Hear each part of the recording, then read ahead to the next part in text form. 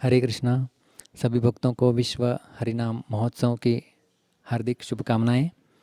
अ, अंतर्राष्ट्रीय कृष्ण भावनामृत संघ इस्कॉन की ओर से हर वर्ष गए 25 सालों से विश्व हरिनाम सप्ताह मनाया जाता है, जिसमें हरिनाम की महिमा का गुणगान किया जाता है।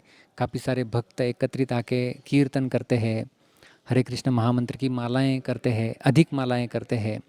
तो ये बहुत ही सुनहरा अवसर है हम सभी के लिए कि हरिनाम के बारे में हम अधिक सुने, हरिनाम का जप करें, दूसरों को भी प्रेरणा दें, जिससे हमारी आध्यात्मिक उन्नति अवश्यंभाव हो सकती है। यह विश्व हरिनाम सप्ताह इस साल 10 तारीख से लेकर 23 तारीख तक सितंबर महीने के होने जा रहा है। तो आप सभी से अनुरोध है कि इस प्रकार से हमारे कार्यक्रम 10 तारीख से लेकर के 16 तारीख तक हर दिन प्रसारित किए जाएंगे, उन सभी का लाभ लें। ऐसा बताया जाता है, कलिकाले नाम रूपे कृष्ण अवतार।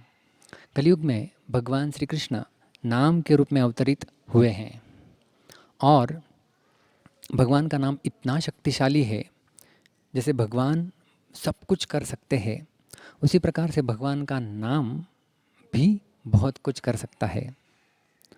हमें पता है भगवान बहुत कुछ कर सकते हैं, लेकिन ऐसी कुछ चीज़ें हैं जो भगवान भी नहीं कर सकते, वो उनका नाम कर सकता है। रामायण से एक छोटा सा वृत्तांत याद आता है इस सिलसिले में कि जब सारे बंदर, हम सभी को पता है, जब सेतु बांध रहे थे माता सीता को लाने के लिए, तब सारे बंदर पत्थर फेंक रहे थे और वो पत्थर तैर रहे थे। तो वो पत्थरों के ऊपर राम नाम लिखकर फेंक रहे थे, इसलिए सारे पत्थर तैर रहे थे। प्रभु रामचंद्र जब अचानक आ जाते हैं और पूछते हैं कि क्या हो रहा है, कैसे पत्थर तैर रहे हैं, तो उन्होंने एक पत्थर लिया और फेंका, तो वो पत्थर भी डूब जाता है। तब हनुमान आदि जो दूसरे वानर होते हैं वो कहते हैं कि हम तो राम नाम लिख रहे हैं, आपने जो पत्थर फेंका उसमें राम नाम नहीं था। तो स्वयं प्रभु रामचंद्र जी ने फेंका हुआ पत्थर नहीं तैर रहा था, लेकिन जिन पत्थरों के ऊपर प्रभु रामचंद्र जी का नाम इंकित किया गया था वो तैर रहे थे। उसी प्रकार से भगवान का नाम हमें इस संसार से तार सकता है। हम सब ने 7 वंडर्स ऑफ द वर्ल्ड सुने हैं, विश्व के 7 आश्चर्य, लेकिन आज हम चर्चा करने जा रहे हैं 7 वंडर्स ऑफ द वर्ल्ड। भगवान का जो नाम है उसके 7 आश्चर्य। क्या है वो 7 आश्चर्य, 7 वंडर्स ऑफ द वर्ल्ड? तो स्वयं श्री चैतन्य महाप्रभु जो कि युगावतार के रूप में अवतरित हुए थे और उन्होंने युग धर्म प्रवर्ताइमो नाम संकीर्तन का उन्होंने प्रचार किया। वो स्वयं इस धरातल से जब गए, उससे पहले उन्होंने 8 श्लोकों की रचना की थी। उसमें से जो पहला श्लोक है उसमें वर्णन किया गया है हरिनाम के 7 प्रभाव। तो चैतन्य महाप्रभु ने जो 8 श्लोक छोड़े हुए हैं उसे शिक्षाष्टक कहा जाता है। तो शिक्षाष्टकम का सर्वप्रथम पहला ही श्लोक हमें 7 वंडर्स ऑफ द वर्ल्ड बताता है। श्लोक इस प्रकार से है, चेतोदर्पणमार्जनम भवमहादावाग्निर्वापनम श्रेयः कैरवचंद्रिका वितरणम विद्यावधूजीवनम आनन्दाम्बुदिवर्धनं प्रतिपदं पूर्णामृतस्वादनं सर्वात्मस्नपनं परं विजयते श्रीकृष्णसंकीर्तनम। महाप्रभु कहते हैं परम विजयते श्री कृष्ण संकीर्तनम। श्री कृष्ण संकीर्तन जो है वो उसकी विजय हो। परम विजयते श्री कृष्ण संकीर्तनम। और जैसे हमने कहा 7 वंडर्स ऑफ द वर्ल्ड, एक साधक के जीवन में ये 7 आश्चर्यकारी घटनाएं होती है यदि कोई भगवान का नाम लेता है तो। सर्वप्रथम वो बताते हैं चेतो दर्पण मार्जनम। जो चित्त रूपी आईना है, दर्पण है, उसको साफ किया जाता है। पतंजलि योग सूत्र में भी योग की परिभाषा देते हुए पतंजलि मुनि कहते हैं योगश्चित्त वृत्ति निरोध। योग का अर्थ होता है चित्त की वृत्ति, उसका निरोध। मतलब हमारा चित्त कई कई दिशा में जाता है, कई हमारा चित्त मलिन हो जाता है और हमारे मनुष्य जीवन का उद्देश्य ही वास्तव में हमारे चित्त की शुद्धि तो इस चित्त शुद्धि का सर्वश्रेष्ठ उपाय है भगवान के नाम का जप। हमें अलग अलग वस्तुओं को स्वच्छ शुद्ध करने के लिए अलग अलग साधनों की आवश्यकता होती है। मानो यदि फर्श की सफाई हमें करनी है तो हम निरमा या ऐसे डिटर्जेंट पाउडर का प्रयोग करते हैं। वही मुझे यदि मेरे मोबाइल की सफाई करनी है तो अलग प्रकार का इससे लिक्विड और कपड़ा लगेगा। यदि इस माइक की सफाई करनी है तो अलग वस्तु लगेगी। इस मेरी कुर्ते की सफाई करनी है तो अलग वस्तु का प्रयोग करना होगा। इसी प्रकार से यदि हमारे चित्त की सफाई करनी होगी, चित्त को शुद्ध करना है, तो हमें अलग वस्तु लगेगी और वो वस्तु है भगवान का दिव्य पवित्र हरिनाम। चेतो दर्पण मार्जनम। आईना, आईने का उद्देश्य होता है कि हम हमारे स्वरूप को देख सकते हैं। मैं कैसे दिख रहा हूँ, दिख रही हूँ, ऐसे हम लोग आईने में देखते हैं अपने आप को। उसी प्रकार से हमारा चित्त की तुलना आईने के साथ की गई है, जिसमें हम स्वयं को पहचान सकते हैं। जैसा भगवद गीता में कहा गया है कि हम वास्तव में शरीर नहीं, हम आत्मा है, जिसे श्रील प्रभुपाद जी आत्म साक्षात्कार कहा करते थे। तो यदि हम लोग आत्म साक्षात्कार चाहते हैं तो हमें सर्वप्रथम जो गंदगी जमी हुई है हमारे चित्त के ऊपर, उसे साफ करना होगा। और किस प्रकार की गंदगी लगी हुई है? गंदगी लगी हुई है अनर्थों की। अनर्थ, जिसका कोई अर्थ नहीं है, उसे कहते हैं अनर्थ। कौन से है ये अनर्थ? काम, क्रोध, लोभ, मद, मोह, मत्सर, ये 6 अनर्थ है जिनसे हमारे चित्त को हमें शुद्ध करना चाहिए। और वो जब चित्त शुद्ध हो जाएगा, जब अनर्थ चले जाएंगे, तब भगवान के प्रति जो दिव्य प्रेम हमारे हृदय में पहले से स्थित है वो प्रकट हो सकता है। तो आत्म साक्षात्कार और उसके साथ साथ भगवत साक्षात्कार वो भी हमें प्राप्त हो सकता है। और उसके लिए सर्वप्रथम आवश्यकता है चित्त शुद्धि की। और चित्त शुद्धि करने के लिए इस कलयुग में सर्वश्रेष्ठ साधन बताया गया है भगवान का नाम। अलग अलग युगों में अलग अलग साधन बताए गए हैं। कृते यध्यायतो विष्णुं त्रेतायां यजतो मखै द्वापरे परिचर्यायां कलौ तद्हरिकीर्तनात्। कृते यध्यायतो विष्णुं, सत्ययुग में भगवान का ध्यान ये विधि थी। त्रेतायाम यजतो मखै, त्रेता युग में यज्ञ करना विस्तारित रूप से, वो आत्म साक्षात्कार की विधि बताई गई थी, भगवान को प्रसन्न करने की विधि बताई गई थी। द्वापरे परिचर्यायाम, द्वापर युग में भगवान की विस्तारित रूप से परिचर्या सेवा वो विधि बताई गई थी। लेकिन कलौ तद हरि कीर्तनात्, कलयुग में केवल भगवान हरि के नाम का कीर्तन करना यह विधि बताई गई है, आत्म साक्षात्कार के लिए भी और साथ साथ भगवत साक्षात्कार के लिए भी। तो ये पहला आश्चर्य हो सकता है, क्योंकि इस संसार की कोई भी ऐसी वस्तु नहीं है जो हमारी चित्त को शुद्ध कर पाए। हमारे चित्त शुद्धि का एकमात्र साधन हमारे पास यदि उपलब्ध है तो वो है भगवान के दिव्य नाम का जप करना। तो ये पहला आश्चर्य बताते हैं महाप्रभु 7 वंडर्स ऑफ द वर्ल्ड में, वो है हमारे चित्त को शुद्ध करने की क्षमता इस हरिनाम में है। चेतो दर्पण मार्जनम। दूसरा है भव महादावाग्नि निर्वापणम। जो महादावाग्नि है उसको शमन करने वाला। इस भौतिक संसार की तुलना अलग अलग वस्तुओं के साथ की गई है, और इस जगह पर इस दूसरे फायदे में जो दूसरा मुद्दा बताते हैं महाप्रभु, उसमें संसार की तुलना महादावाग्नि से की गई है।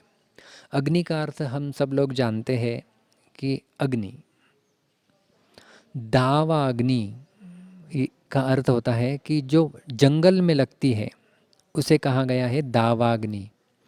और महादावाग्नि मतलब बहुत भयानक लगी हुई जंगल की अग्नि।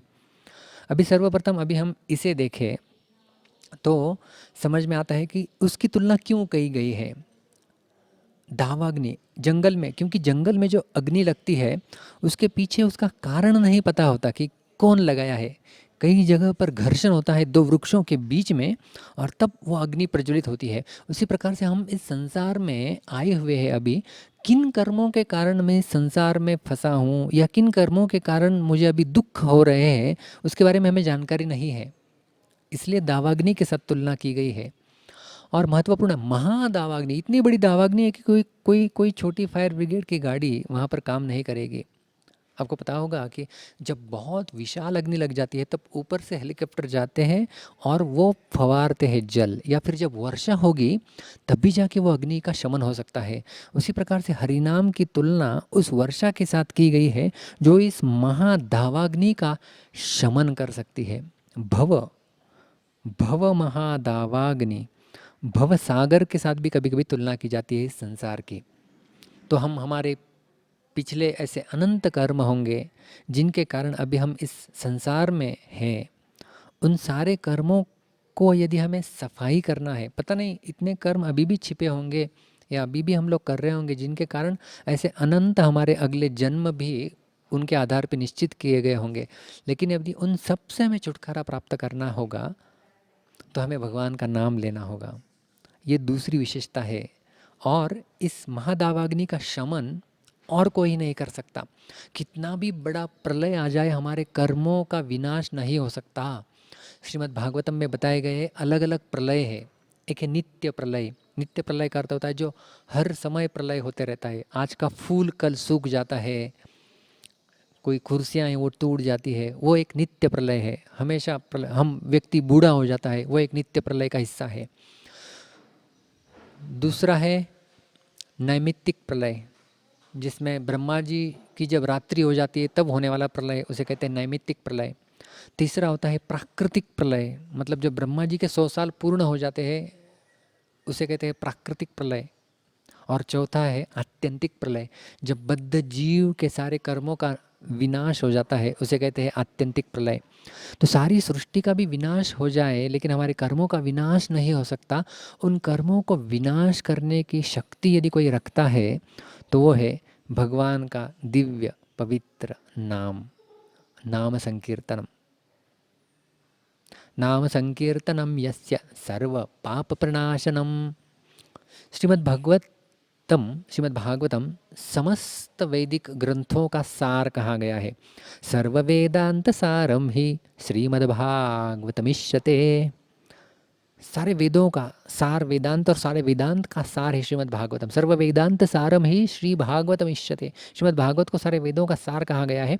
और श्रीमद् भागवत में 12 स्कंद है, तो 12वें स्कंद के आखिरी अध्याय का आखिरी श्लोक जो निष्कर्ष रूप में श्रीमद् भागवत का निष्कर्ष प्रस्तुत करता है हमारे सामने, उस श्लोक में कहा गया है नाम संकीर्तनम यस्य सर्व पाप प्रणाशनम प्रणामो दुख शमनस्तम नमामि हरिम परम। नाम संकीर्तनम यस्य सर्व पाप प्रणाशनम। यदि कोई व्यक्ति केवल भगवान के नाम का कीर्तन करता है तो उसके सारे पापों का विनाश हो जाता है। तम नमामि हरिम परम, ऐसे भगवान हरि को मैं नमन करता हूँ।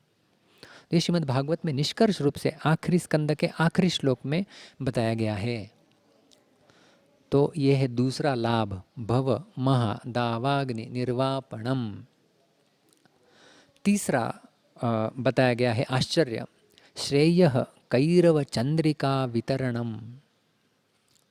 कैरव का अर्थ होता है लिली का फूल या कमल का फूल।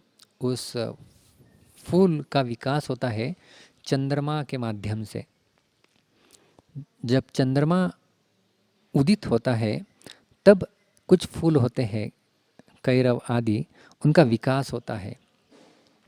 उसी प्रकार से हरिनाम एक चंद्रमा के समान कार्य करता है जो कैरव रूपी हमारे हृदय के अंदर जो भक्ति लता है उसको विकसित करने के लिए मदद करता है। श्री चैतन्य महाप्रभु स्वयं चैतन्य चरितामृत में इसका वर्णन आता है कविराज गोस्वामी के द्वारा कि हमारी भक्ति की तुलना एक लता के साथ की गई है, भक्ति लता। तो जब हम भक्ति करना प्रारंभ करते हैं तो हमारी लता श्रवण कीर्तन जले करय सिंचन, तो उस भक्ति लता को यदि हमें आगे लेके जाना है तो उसको सिंचन करना होगा, उसे जल देना होगा। और जल कौन सा है? वो है श्रवण कीर्तन रूपी जल। तो श्रवण कीर्तन जब हम करते हैं तो भक्ति लता का सिंचन होता है, पोषण होता है, और वो भक्ति लता आगे आगे बढ़ती है। और इस श्लोक में जैसे हमें पता है कि सारे लताओं को, वनस्पतियों को यदि पोषण चाहिए तो उन्हें चंद्रमा का प्रकाश की भी आवश्यकता होती है। हमें उन्हें नीचे से जल चाहिए और ऊपर से सूर्य प्रकाश चाहिए फोटोसिंथेसिस होने के लिए, इतना तो पता होता है। लेकिन भगवत गीता में भी भगवान कृष्ण कहते हैं कि जो चंद्रमा का रस है, सोमो भूतवा रसात्मकः, वो रस वास्तव में चंद्रमा से सारे वृक्षों को प्राप्त होता है, सारी वेलियों को प्राप्त होता है और उससे उनका पोषण होता है। और उसी प्रकार से हमारी भक्ति का पोषण करने वाला ये हरिनाम रूपी चंद्रमा है, इसका हमें सहारा लेना होगा, तब हमारी भक्ति आगे आगे बढ़ सकती है, भक्ति में हम लोग अग्रसर हो सकते हैं। तो ये हो गया। और ये हो गया तीसरा लाभ कि भक्ति में आगे बढ़ना है, हमारी भक्ति लता का पोषण करना है, तो भगवान नाम का कीर्तन उसमें अतीव आवश्यक होता है। चौथा लाभ बताया गया है विद्यावधू जीवनम। विद्या रूपी वधु का ये जीवन है। भक्ति रसामृत सिंधु में रूप गोस्वामी पाद ये वर्णन करते हैं कि विद्या को वैदिक वाङ्मय में वधु कहा गया है। जैसे कोई नववधु है तो अलंकारों से सज्जित होती है, गले में कंठाहार, कर्णभूषण, कंकण आदि। तो उसी प्रकार से विद्या को वधु कहा गया है और उनके अलग अलग आभूषणों का वर्णन किया गया है कि कुछ आभूषण है वेद है, कुछ आभूषण है उपनिषद है, कुछ आभूषण वेदांत है। उस प्रकार से 14 आभूषणों का अलग अलग वर्णन किया गया है। और ऐसे दिव्य आभूषणों से सजी हुई वधु वो है विद्या। और उस विद्या रूपी वधु का जीवन मानो हरिनाम है। मतलब क्या हुआ इसका कि हमारे पास भौतिक दृष्टि से यदि कोई शिक्षा नहीं है, विद्या नहीं प्राप्त की है, लेकिन हरिनाम उस व्यक्ति के पास यदि है तो उस व्यक्ति के पास सब कुछ है। लेकिन भौतिक जगत में यदि कोई व्यक्ति पीएचडी भी क्यों नहीं किया है, लेकिन उस व्यक्ति के जीवन में यदि हरिनाम नहीं है तो जीवन ही नहीं है, तो मतलब कुछ है ही नहीं उस व्यक्ति के जीवन में। तो हरिनाम इतना महत्वपूर्ण बताया गया है। समस्त विद्यारूपी वधुओं का जीवन है। विद्या वधु जीवनम आनंदाम्बुधि वर्धनम प्रतिपदम। पांचवा लाभ, पांचवा आश्चर्य, आनंद अंबुधि। अंबुधि का अर्थ होता है समुद्र।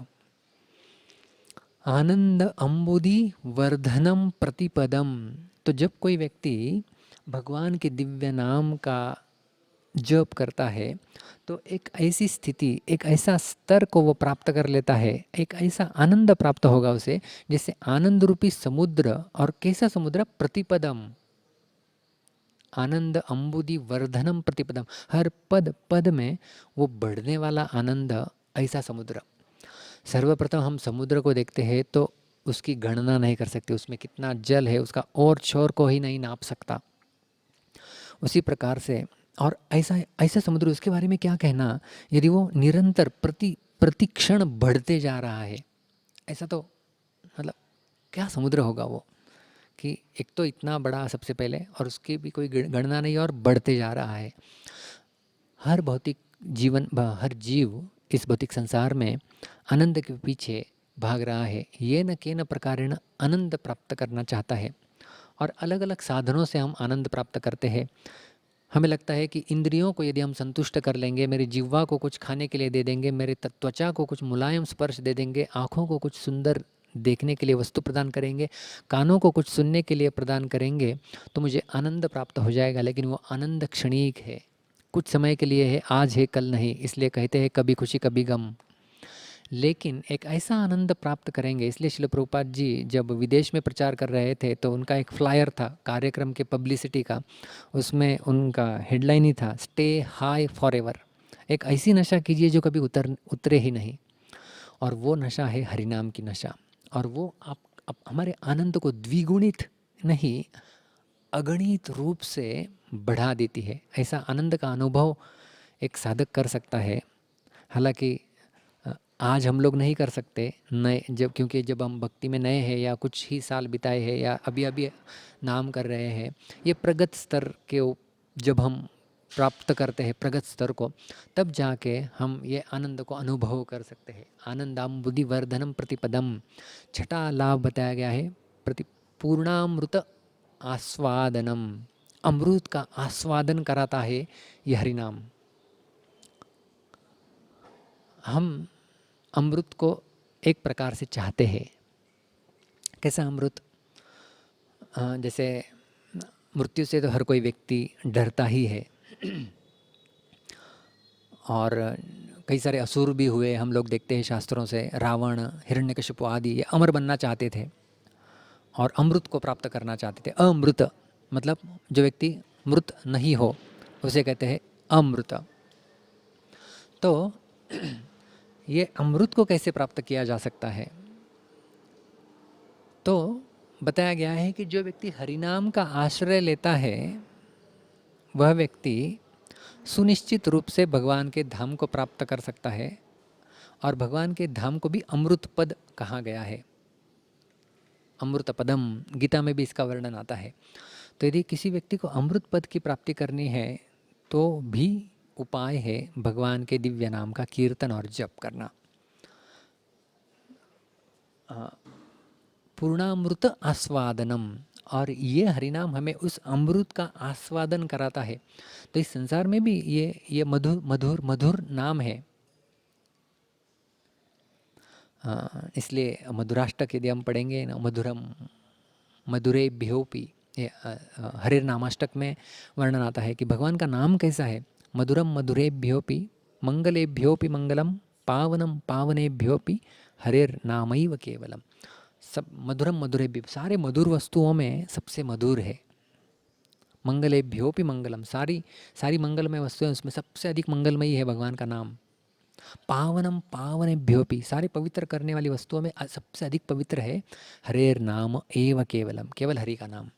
तो भगवान हरि का नाम इतना पवित्र है और हमें वो अमृत आस्वादन करा सकता है। हमें केवल उसको प्रतिदिन जप करते रहना है। और आखिरी 7वां फायदा बताया गया है कि आनंदाम्बुधिवर्धनम प्रतिपदम पूर्णामृत स्वादनम सर्वात्म स्नपनम परम विजयते श्री कृष्ण संकीर्तनम। सर्वात्म स्नपनम, स्नपनम का अर्थ है कि जिस प्रकार से स्नान करते हैं हम लोग, जब हम स्नान कर लेते तो पूरे रूप से शुद्ध हो जाते हैं, उसी प्रकार से भगवान का नाम हमारे चित्त को, हमारे अस्तित्व को शुद्ध कर देता है। सर्वात्म स्नपनम, सारे पापों से शुद्ध कर देता है, सारे अवांछित इच्छाओं से, कामनाओं से शुद्ध कर देता है, सारे कर्म फलों से शुद्ध कर देता है। ऐसा है भगवान का दिव्य नाम।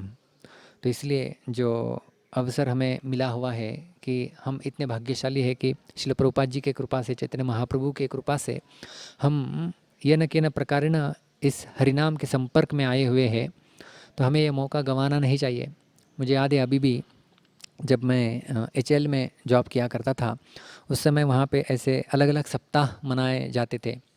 जैसे प्रोडक्टिविटी वीक की प्रोडक्टिविटी, उत्पादकता सप्ताह, जिसमें उत्पादकता के ऊपर प्रवचन लेक्चर्स होते थे। उत्पादकता के ऊपर हर कोई व्यक्ति बोलता था, कार्य होता था, सब जगह उत्पादकता के बोर्ड लगे हुए रहते थे।